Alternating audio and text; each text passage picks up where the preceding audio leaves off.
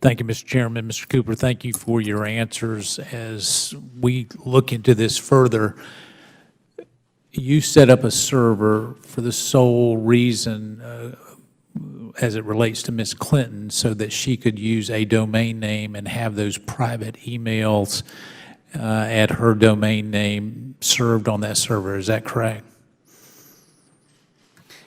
Again, I set up 2 servers, both with the primary purpose of servicing President Clinton's personal office. Right, but in servicing Ms. Clinton, you put her domain name to service emails on those servers. Correct. Why did you not use another server like One-on-One or any of the other servers that are out there? Why would you not use those? I have a device that has a domain name that I own that I get emails at, and it's much cheaper for me just to have a server that does that. Why would you not have done that? First, we had this solution in place, so it was certainly an option, and considering other options. I think that there were some appeals to this in that the data was contained in one place. We knew where it was contained. It was physically in a secure location. And I think that some of the tools that you or I may employ today, even with a personalized domain, were not available at that time. Well, in 2009 they were, because I was using them, and so they were available then. And so what you're saying is the reason to not have another, you're getting advice from your counsel. Will you hold the clock for a second? I guess y'all are wanting to talk about that. Sorry, just to turn off.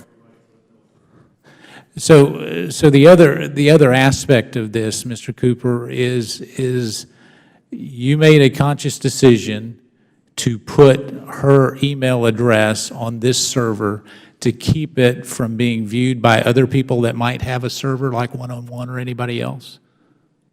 Is that your testimony? I'm not sure that I was the decision maker. I was Who was? Was it Hillary Clinton? I was in discussions primarily with Huma Abedin. I don't know if she was the decision So maker. your testimony here today is that Huma Abedin said that she would prefer to have Ms. Clinton's email on a private server versus a server that was actually managed by someone else. That's your testimony. My testimony is that that was communicated to me. Okay, well, that's illuminating, because if that's the case, what would be the potential reason for having it where you can see it and someone else couldn't see it? This was, again, a server that was already in existence for the use of President Clinton's office, and I think it provided a convenient and what was intended to be a reliable solution for her personal email. All right, so how many email addresses did she have? She primarily used one email address at a time. Yeah, how many did she have? Because I noticed in her emails, they have numbers behind it and everything else, so how many different I emails? believe if you count her AT&T email address as one, and then 2 others on the Clinton domain that I'm aware of. Okay. And so as you were managing this, I guess the other concern that I would have is, did you have a BlackBerry Exchange server on your server? Yes, there was. So you had actually the push technology actually on your server. Correct.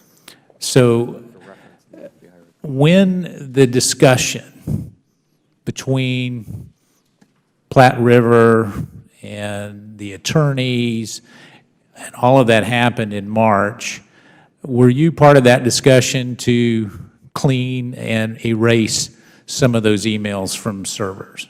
I was not at all part of those discussions. All right. Is it commonplace when you have a discussion about erasing emails and archived emails to have an attorney on a discussion with a client? Is that common?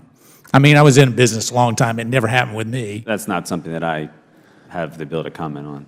Well, you have an ability to comment on it. You may choose not to. I have no opinion on that. Well, have you ever been part of a conversation to erase emails where there's been an attorney there to advise you on the advisability of that? Have you personally? Yes or no? I personally have had no experience in that situation. Okay, all right. So let me finish. You said that you're paying for your attorney's fees here. Correct. Have you ever been reimbursed, or have you ever had any potential reimbursement for fees, for attorney's fees from anyone other than your own personal accounts? No, Do you anticipate any reimbursement? no.